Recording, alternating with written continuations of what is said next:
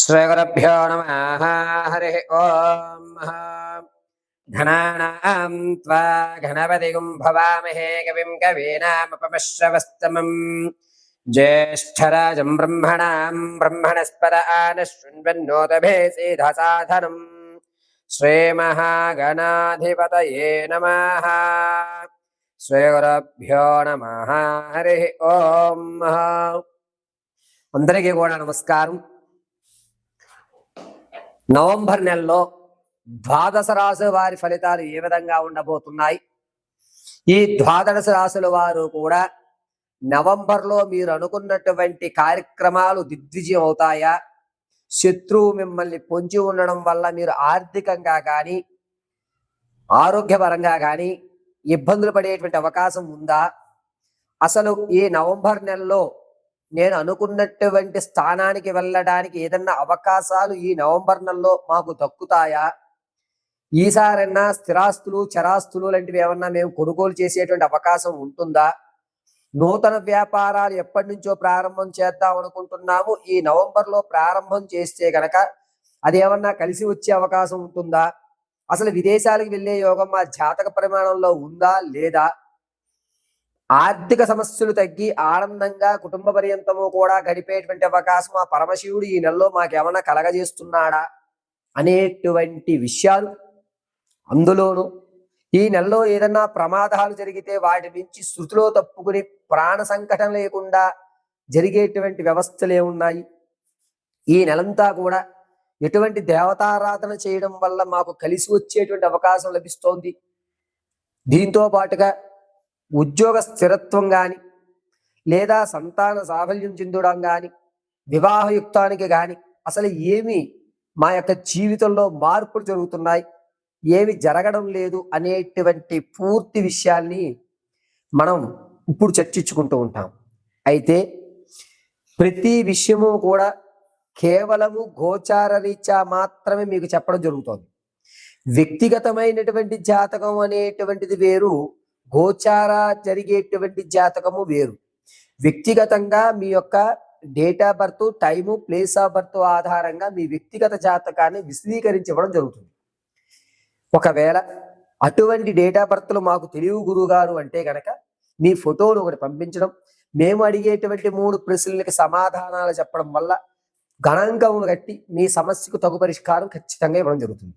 కాబట్టి ఈ నవంబర్ నెలలో ద్వాదశ రాశుల ఫలితాలు ఏ విధంగా ఉంటాయి అనేది మనం ఎప్పుడు విడివిడిగా ఏ రాశికి ఆ రాశిగా మనం వివరణ విశదీకరించుకుని చక్కగా మాట్లాడుకుందాం. మకర రాశి వారు నవంబర్ నెలలో జరిగేటువంటి ఫలితాలు పరిశీలన చేద్దాం. ఈశాన సర్వ విద్యానామీశ్వర సర్వభూతానా బ్రహ్మాధిపతి బ్రహ్మణోధిపతి బ్రహ్మ శివోమే అస్తు సదా శివం సర్వం శ్రీ పరమేశ్వర పాదార్పితం. మకర రాశి వారికి నవంబర్ నెలలో అనూహ్యంగా ఆర్థికంగా నిలబడేటువంటి వ్యవస్థ ఉన్నా కూడా దాన్ని తోలనాడుకోవడం, ఏం కాదు వచ్చేటువంటి ధనాన్ని నాకు అవసరం లేదు అని మీ కోపం వల్ల ధనాన్ని వదులుకోవడం అనేది జరుగుతుంది. ఎప్పటి నుంచో మీకోసం ఎదురు చూస్తున్నట్టే ఆకస్మిక ధనం ఏదైతే ఉందో అది మీ దగ్గరికి వస్తుంది, కానీ మీరు కాలదన్నుకుంటూ ఉంటారు.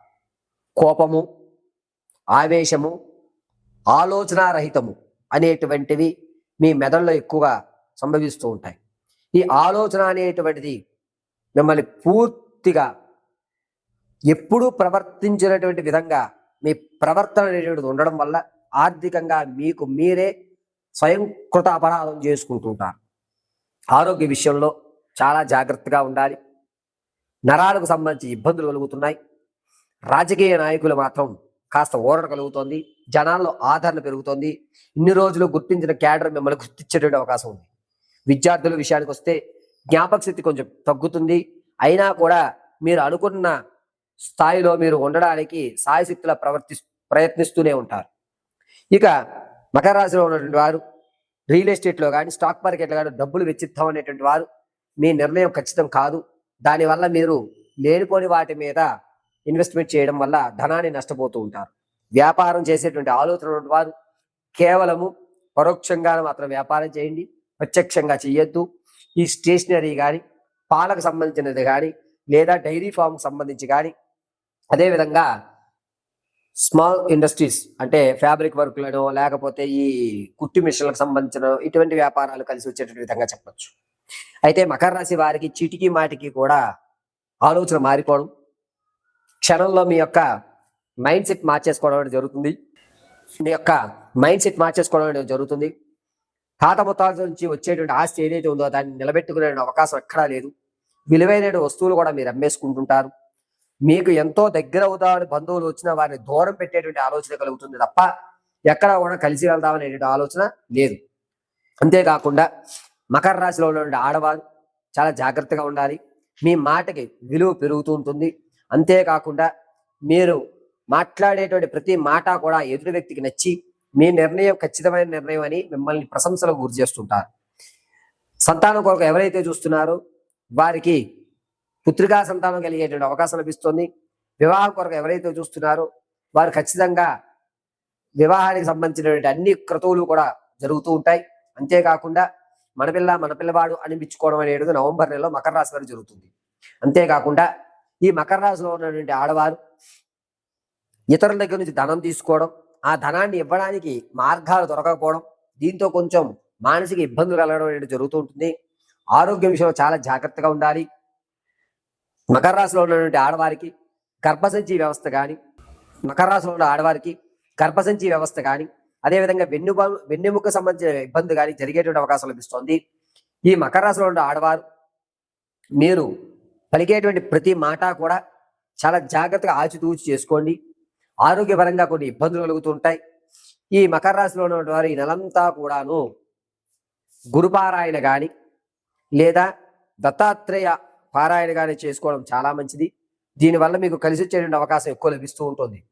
అయితే మకర రాశిలో ఉన్నటువంటి వారు ఈ నెలంతా కూడా దత్తపారాయణ కానీ లేదా శ్రీ మహాదేవాయ గురుదేవాయ నమో నమః అనేటువంటి మంత్రం చెప్పుకోవడం చాలా మంచిది. సోమవారం, అదేవిధంగా గురువారం, అదేవిధంగా బుధవారం ఈ 3 రోజులు కూడా తెల్లటి వస్త్రాలు ధరించడం మకర రాశి వారికి చాలా మంచిది. రియల్ ఎస్టేట్లో కానీ స్టాక్ మార్కెట్లో కానీ ధనం పెట్టేటువంటి ఆలోచనలు ఉంటే మాత్రం కాస్త ఆచితూచి మీరు ఈ యొక్క నిర్ణయం తీసుకోండి. ధనం అయితే పెరగదు, అలాగని నష్టపోదు. పరమేశ్వర.